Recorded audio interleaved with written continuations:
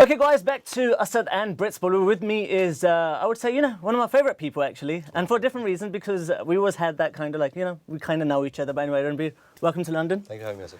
It's the last time we actually met. I think I was fat or something because apparently when he saw me right now, he goes, "You bulked up." So I don't know if I should ask him where did that happen, but you're looking quite bulked up yourself. Actually, I'm not. I'm leaner than I was before. I'm actually training for a film called Bollywood where I play a boxer. So I've just started MMA, and it's kind of MMA is really hard, isn't it? It's really hard, man. So looking forward to it because it's a new role. It's a new kind of a character. So what kind of fat percentage do you have to drop to play that role? I've just started and I have 6 months time. So I'm trying to really drop it down to 4%, 3%. My God! And for people, 4% is like it's hard. Yeah. It's Olympian style. But to be honest, it's easier for me to drop fat percentage because I'm a hard gainer. Sure. So it's very hard for me to kind of bulk up. It's easier for me to lose weight and be more cut up. So thankfully, I'm lucky that the role demands that. If it was a role like Krish or Dabang or something, yeah. I'm sure I'll have a harder time. It would probably take 2 years to bulk up to that extent. 20 years, I think. 20 years. You didn't have to bulk up in Yeh Jawaani. I mean, Deewani-Ranbir was a boy of my age, and I truly believe that people are so infatuated with especially actors or aspiring actors. They feel that it's a requirement to really come with the greatest of bodies in your first film and continue that. But I truly believe that if a role demands it, I'll probably do it for a role like I'm doing it for Bombay Velvet. But Yeh Jawaani was someone who's like me. He's So do you take your shirt off? Let's just cut the chase. Do you take your shirt off?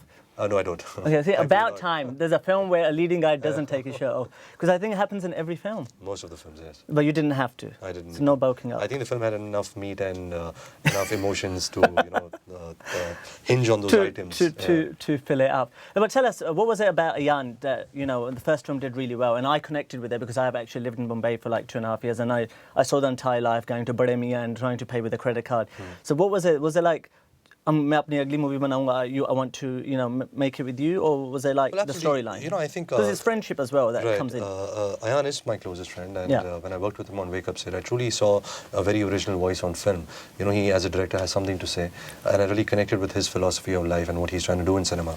So when he was writing his next film, I was hoping that he cast me because I think more than a friend, I really enjoy working with him. Having said that, Yeh Jawaani Hai Deewani is a far more deeper, far more layered, far more richer film than Wake Up Sid.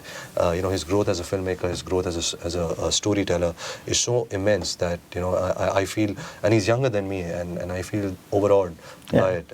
So I hope that we've collaborated well together. I think we have a good marriage, a film marriage. Sure. But you want to be precise there? Yeah, very precise. We know for whatever reasons that we know between us, but yes.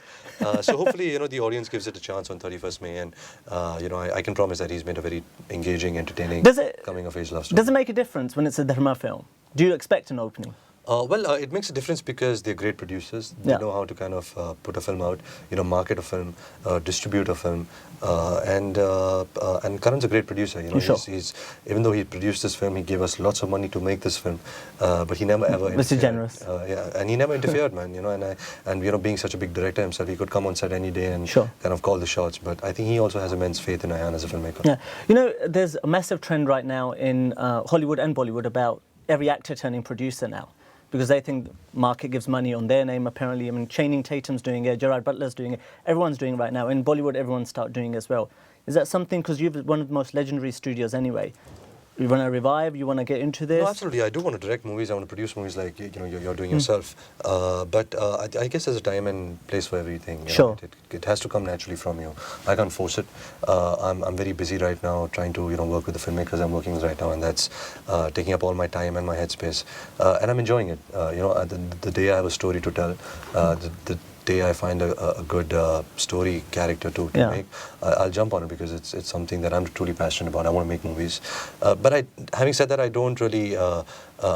this word revival is a bit bastardized. It is. Because RK Films is RK Films because of the movies that my grandfather made. And still playing. Absolutely. And I can't really, I can't do that. Yeah. If I make movies, I'll have to have my voice, you know, Sure. I'll have to have my take on it. So I think more than reviving, I'll probably start a production company on my own. Yeah. You know, call it Ranbir Kapoor Films or a word or a production name that I connect with. Well, you got the initials anyway, so. Right. So it could be RK Junior Films. Yeah. Something of that sort. But yeah, Exclusively heard here on Britsbollywood, but go on. So it's you know, subconsciously in the back of my mind, I'm aware of it that I want to make movies. But right now, nothing's coming to me naturally. Yeah, I mean, I'll forward you an article that I actually read on Avengers, how it happened, and the concept, this studio, but I'll do that in my private time, so that will actually give you some relevant. So tell us in one sentence why we should watch this film. Only if you want to watch it, you know, to be honest. That's it. I can't sell this film to you. I'm not a salesman, I'm an actor. But if You guys, did Rocket Sing, I remember. That was a good sell, 60 seconds. Yeah, but that film didn't do well, so... So we're not going to try that I'm selling not a it. salesman. Yeah, so I mean, if you guys, you know, if you guys have seen the trailers, you guys have seen the songs, if it's engaging you, you know, come and watch it. You know, we've really tried to make the love story of this generation. So I hope that you guys get your money worth, you know, on this film. We always do, we always do. Any special message for the audience? Well, you know, thank you for all the love and support, you know, over the last 5 years that I've worked in film. Has it been 5 years? It's been 5 years now, yeah. Seems like long. Yeah, it's been 10 films, 5 years. So it's interesting because most people actually get debuted at 18, 19 and 20.